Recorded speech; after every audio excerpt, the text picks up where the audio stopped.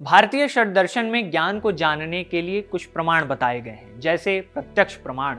ऐसा ही एक प्रमाण है अनुमान, यानी अंदाजा लगाना। अनुमान का कॉमन उदाहरण आपको तमाम भारतीय दर्शन की किताबों में मिलेगा। धुआं उठ रहा है तो अनुमान लगा सकते हैं कि आग जल रही होगी, लेकिन चिंगारी का क्या? आग बुझी लग सकती है, लेकिन हो सकता है कोई चिंगारी सुलग रही हो और राख की वजह से साफ साफ दिखे ना, जैसा कि आम आदमी पार्टी के राज्यसभा सांसद राघव चड्ढा के मामले में हुआ है। औपचारिकताओं की राख के चलते नजर नहीं आ रहा था कि आखिर राघव चड्ढा के भीतर पार्टी का आम आदमी कितना बचा हुआ है। लेकिन आग लगी थी तभी कयास का यह धुआं कुछ वक्त से सियासी आसमान में छाता हुआ दिख रहा था कि क्या राघव पार्टी बदलने वाले हैं, क्या आम आदमी पार्टी छोड़ने वाले हैं। ये सवाल और कयास अब जलकर खत्म हो जाएंगे, क्योंकि खबर आई है कि आम आदमी पार्टी ने राज्यसभा में एप्लीकेशन दिया है कि सदन में पार्टी के डिप्टी लीडर राघव चड्ढा को बोलने का समय ना दिया जाए। उन्हें राज्यसभा में डिप्टी लीडर के भी पद से हटाने की खबर है। स्वाति मालीवाल के बाद आम आदमी पार्टी के लिए ये वन मोर विकेट डाउन जैसा है। राज्यसभा में आम आदमी पार्टी की टीम 10 लोगों की है। हो सकता है कि आप ये नंबर सुनकर चौंके हों, क्योंकि सुनाई तो बस संजय सिंह की आवाज देती है। हरभजन सिंह भी इसी पार्टी से सांसद हैं, लेकिन सांसद और पार्टी के सांसद में जो फर्क होता है, हरभजन उसी के बीच कहीं हैं। संजय सिंह पार्टी के सांसद हैं, स्वाति मालीवाल थीं, अब राघव चड्ढा भी होंगे। राघव राज्यसभा में पार्टी के डिप्टी लीडर नहीं होंगे तो चर्चा हो रही है कि क्या पार्टी से भी उनकी विदाई होगी या खुद राघव ही पार्टी छोड़ देंगे। चर्चाएं तो तब से ही हो रही हैं जब से संसद का बजट सत्र चल रहा है। जब जब राज्यसभा में उन्होंने भाषण दिया, रिले कटी, सोशल मीडिया पर ग्राफिक्स बनाकर शेयर किए गए। धीरे धीरे मीम कल्चर में भी उनके भाषणों की एंट्री हो गई। कभी पैटर्निटी लीव को लेकर तो कभी डेटा रिचार्ज सिस्टम को लेकर राघव चड्ढा बोल रहे थे। लेकिन पॉलिटिकल बियाबान में आखिर ये बात रही थी कि वो पार्टी से जुड़े मामलों पर क्यों चुप हैं। अरविंद केजरीवाल जेल से बाहर आए, अब तो अदालत ने डिस्चार्ज भी कर दिया। थोड़ी खुशी तो हुई होगी, जाहिर क्यों नहीं की। गॉसिप का इलाज तो किसी के पास नहीं है, लेकिन जब अपने ही लोग कहने लगे कि यार राघव का समझ नहीं आ रहा, तो राघव ने कुछ कहा क्यों नहीं। इन सवालों के जवाब अब एक ही जमीन पर जाकर खड़े होते दिखने लगे। 2 अप्रैल 2026 यानी आज का दिन दोपहर 12:55 पर न्यूज एजेंसी पीटीआई ने एक ट्वीट किया। सूत्रों के हवाले से पीटीआई ने लिखा, आम आदमी पार्टी ने राज्यसभा सेक्रेटेरिएट को बताया है कि एमपी राघव चड्ढा को पार्लियामेंट में बोलने के लिए टाइम नहीं दिया जाना चाहिए। इसके अलावा आम आदमी पार्टी ने एमपी राघव चड्ढा की जगह एमपी अशोक मित्तल को राज्यसभा में पार्टी का डिप्टी लीडर बनाने के लिए राज्यसभा सेक्रेटेरिएट को एक लेटर दिया है। आज जब आम आदमी पार्टी ने राघव चड्ढा को लेकर यह फैसला ले लिया है, तब संजय सिंह सदन के परिसर में मीडिया के कैमरे और माइक से लगभग बचते ही नजर आए। दिया है राज्यसभा सेक्रेटरीट को बता दिया गया। अब जाने दीजिए मुझे। सर क्या? अरे भाई घर पे लोग बैठे, हमें काम है। राज्यसभा सेक्रेटरीट को जो पार्टी का निर्णय था उससे अवगत करा दिया। लेकिन बीजेपी के सांसद रामवीर सिंह विधूड़ी ने दिलचस्प बयान दिया है। उन्होंने पीटीआई से कहा है कि जब मैं दिल्ली असेंबली में विपक्ष का लीडर था तो राघव चड्ढा वहां एमएलए थे। वह अच्छा बोलते थे और उन्हें सुनना अच्छा लगता था।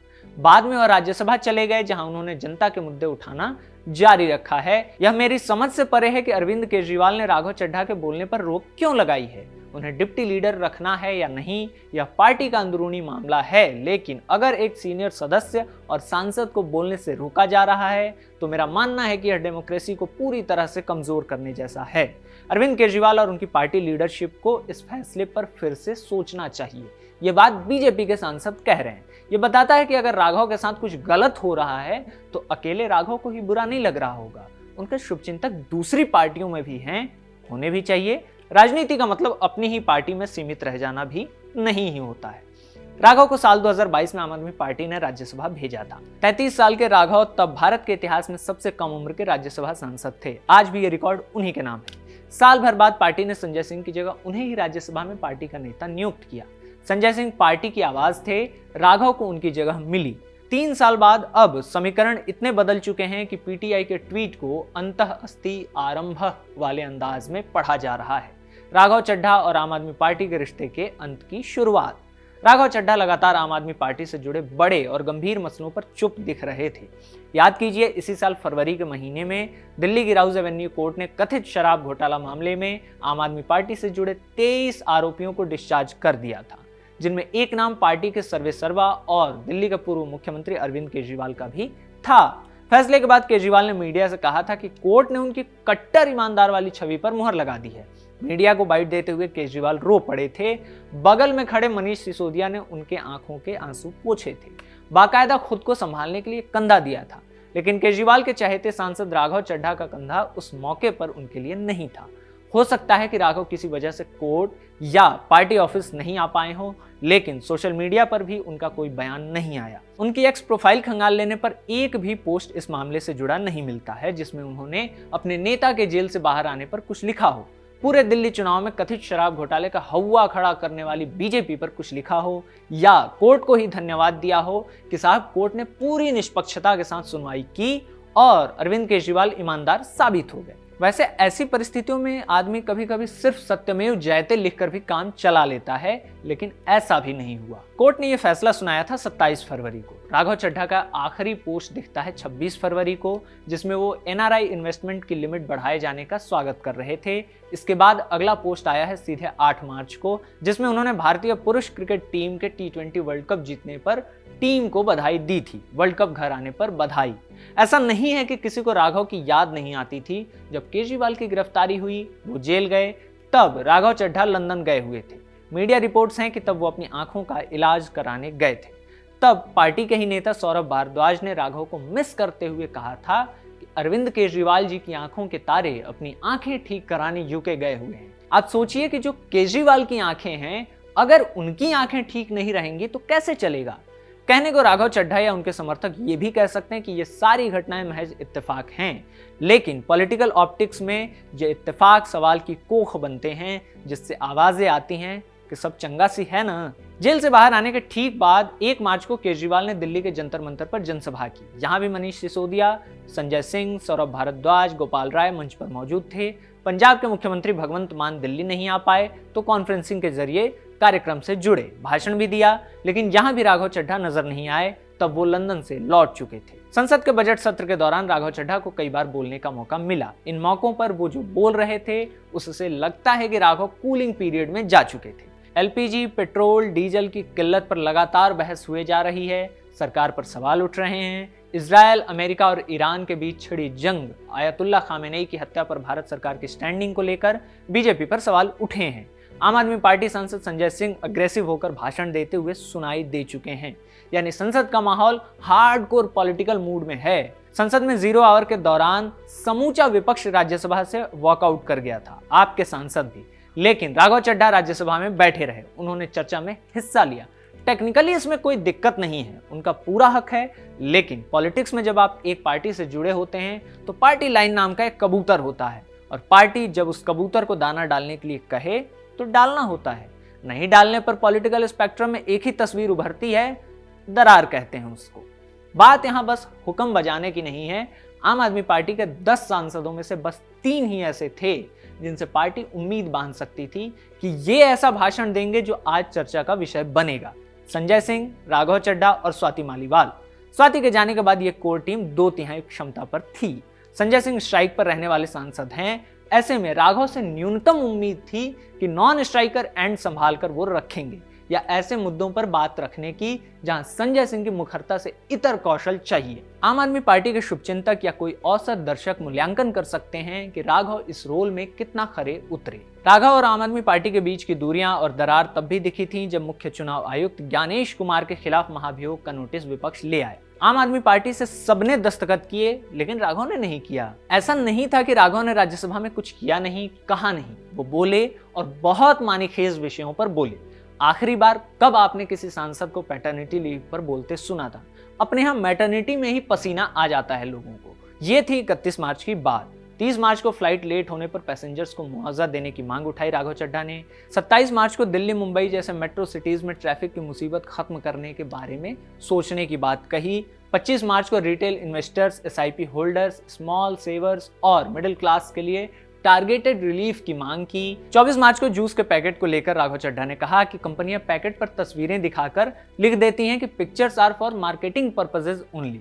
जितना पीछे चलते चले जाएंगे, राघव आपको ऐसे ही विषयों पर बोलते दिखाई देंगे। सोशल मीडिया वाली पब्लिक ने भी इसे नोटिस किया था, और इस पब्लिक में स्वीकार्यता का सबसे बड़ा सूचक है मीम। राघव पर अच्छे, औसत और बुरे तीनों तरह के मीम बने।